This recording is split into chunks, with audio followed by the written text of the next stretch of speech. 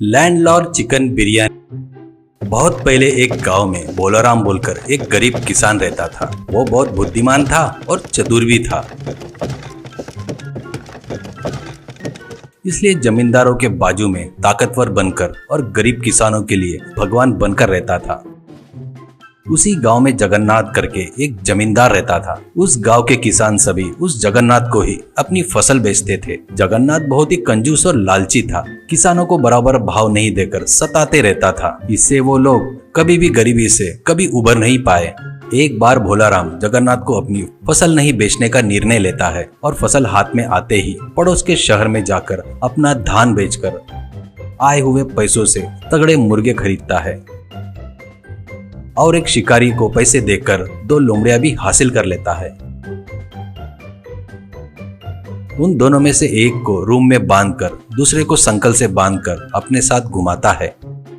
जगन्नाथ एक दिन अपने एरिया से जाते रहता है तो भोलाराम मिलता है। तब भोलाराम, बाबूजी आपकी फसल तैयार है, आप जब बोलोगे तब आप ले जा सकते हो, ऐसे कहता है। तो जगन्नाथ, वो तो ठीक कह रहे, पर ऐसे लोमड़ी को पकड़कर क्यों घूम रहा है? वो भाग नहीं जाएगा क्या? भोलाराम, गया तो भी तुरंत वापिस घूमकर आएगा, ये मायावी लोमड़ी है करके बताता है। और देखते क्या इसका जादू।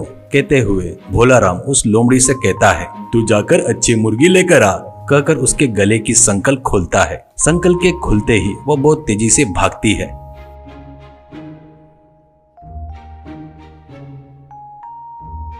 तू पागल है क्या? वो लोमड़ी तो दोबारा तेरे नजर में आएगी नहीं, करके बोलता है जगन्नाथ। भोलाराम, आपको उसके बारे में नहीं पता, वो मायावी लोमड़ी है। कल आप हमारे घर पर खाना खाने के लिए आओ, आप आएंगे करके विश्वास से मुर्गियां मंगवा रहा हूँ, देर ना करते हुए जल्दी आना, ऐसा कहता है भोलाराम। अगले दिन दोपहर तक बढ़िया खाना बनाता है भोलाराम। उसका घर कुछ ही दूरी पर रहता है। तब उसको बिरयानी के मसालों की खुशबू आती है। वहाँ खाने के टेबल पर कई प्रकार के चिकन के आइटम बनाकर अलग अलग थालियों में तैयार था। अरे भोलाराम, तुम्हारी लोमड़ी कहाँ है? उसको भी लेकर आओ, वो भी अपने साथ खाना खाएगी, ऐसा कहता है जगन्नाथ। अरे उसको क्या जल्दी है जी, पहले अपन लोग निपटाएंगे, ऐसा कहता है भोलाराम। दोनों लोग मिलकर खाना खाते हैं। खाना खाने के बाद जगन्नाथ को लोमड़ी की याद आती है। वैसे मायावी लोमड़ी मेरे पास रहा तो बहुत अच्छा रहेगा, करके सोचकर भोलाराम से कहता है, अरे जाओ अपनी लोमड़ी को लेकर आओ, देखता हूँ, करके बोलता है। जगन्नाथ की बातों पर खुद ही मन में हंसकर उठकर जाकर रूम में बांधकर रखे हुए दूसरे लोमड़ी को रस्सी से बांधकर बाहर लाता है। जैसे ही बाहर लाता है वैसे ही 500 सिक्के में बेचता क्या, करके पूछता है जमींदार जगन्नाथ। तो भोलाराम सिर हिलाते हुए, बेचना ही काम है, लेकिन उस पर मेरी जिंदगी की गाड़ी चलती है, उसको बेचा तो मैं भूखा मर जाऊंगा। तुमको देने वाला धान पूरा बकाया लेकर जाओ, पर लोमड़ी को मत मांगना, करके बोलता है। तुम्हारी भीख नहीं चाहिए मुझे, तो बस वो मायावी लोमड़ी चाहिए, ऐसा कहता है। 1000 मुद्राओं में लेकर जाता हूँ, ऐसा कहता है जगन्नाथ। आप इतनी ही जिद कर रहे हैं तो मुझे 1500 मुद्राएं दीजिए, कहता है भोलाराम मासूम सा चेहरा बनाकर। उससे कम बोलोगे तो नहीं जमेगा, भावबाजी नहीं होगी, ऐसे कहता है। जगन्नाथ खुश होकर 1500 मुद्राएं देकर लोमड़ी को लेकर जाता है। घर जाकर जगन्नाथ अपनी पत्नी रुक्मिणी से, देख मैं एक मायावी लोमड़ी खरीद कर लाया हूँ, वो अच्छे अच्छे मुर्गे को चोरी कर कर ला कर देगी, ऐसा कहता है। मैं मर भी जाऊँ तो इस बात पर यकीन नहीं करूँगी, ऐसा कहती है रुक्मिणी। जमींदार जगन्नाथ भी भोलाराम के जैसे लोमड़ी को पकड़कर, जा रे जाकर अच्छे मुर्गे पकड़ कर लेकर आ, करके बोलकर उसके गले की रस्सी खोल देता है। बस उसी क्षण वो भाग जाता है लोमड़ी। ऐसे बहुत दिन बीत जाते हैं पर लोमड़ी वापस नहीं आता। इससे जमींदार जगन्नाथ उसके साथ धोखा हुआ करके समझ में आ जाता है और अपने आदमियों को लेकर भोलाराम के घर जाता है और उसको पकड़कर बांधकर, मेरे से ही धोखा करता क्या रे नीच कमीने, मेरा पैसा मुझे वापस किया तो माफ कर दूंगा, ऐसा कहता है। वो तो कब का खर्च हो गया है जी, ऐसा कहता है भोलाराम। तो इसे लाठी से मरे तक मारो, करके बोलता है जगन्नाथ। एक व्यक्ति, अरे बाबूजी इसे मारकर गाड़ने के लिए नहीं जमेगा, इसको कल मार डालेंगे तो अच्छा रहेगा, ऐसे कहता है। वैसे ही करेंगे, सुबह तक ठंड से मरने दो इसे, ये पहने हुए कपड़े ही रखकर इसे धानी से बांध दो, ऐसे कहता है जगन्नाथ। तो भोलाराम को वो लोग धानी से बांधकर चले जाते हैं। कुछ देर बाद ठंड पड़ने लगती है। ठंड में भोलाराम की हालत बहुत खराब हो जाती है। वो ठंड से बचने के लिए धानी को घुमाने लगता है। वैसे करने से उसका शरीर गर्म होकर पसीना भी निकलने लगता है। वो ठंड से अब तक मर गया होगा, जाकर देख कर आओ, ऐसा जगन्नाथ उसके आदमी को भेजता है।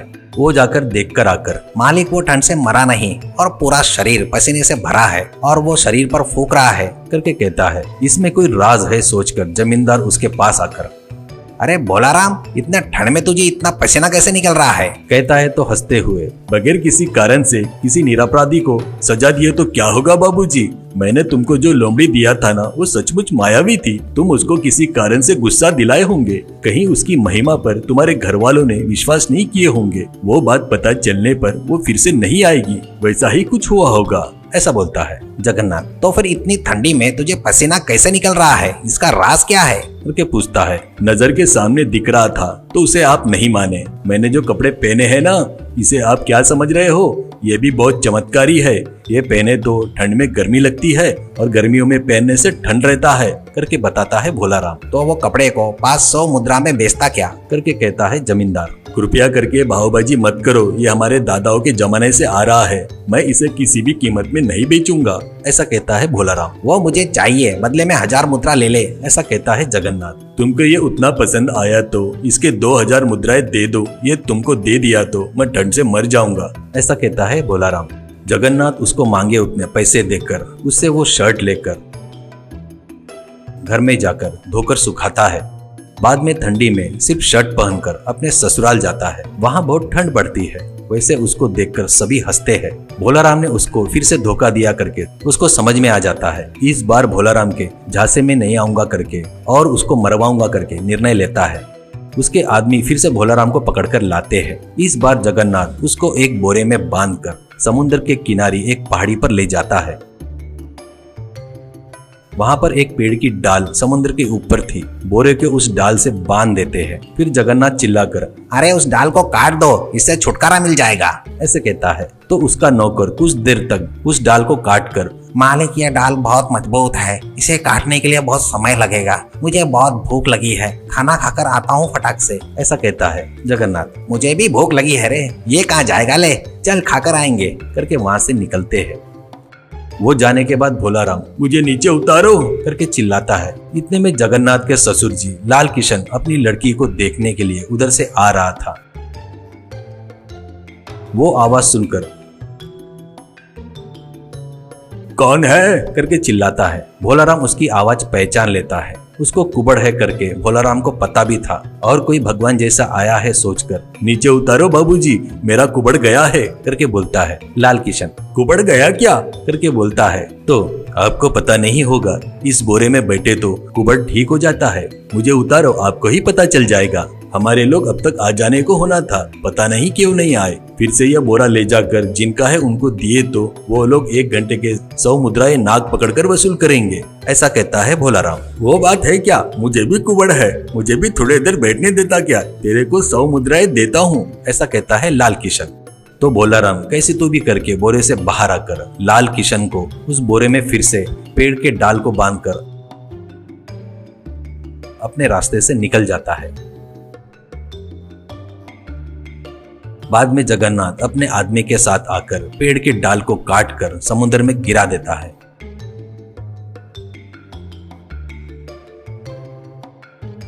कुछ महीने गुजर जाते हैं। एक दिन भोलाराम जानबूझकर जगन्नाथ के घर के तरफ आता है। जगन्नाथ उसको देखकर चौंक कर, तू मर गया था ना, फिर से कैसे आ गया करके आश्चर्य से पूछता है। अच्छे लोग कभी नहीं मरते, सुनाई होगा ना।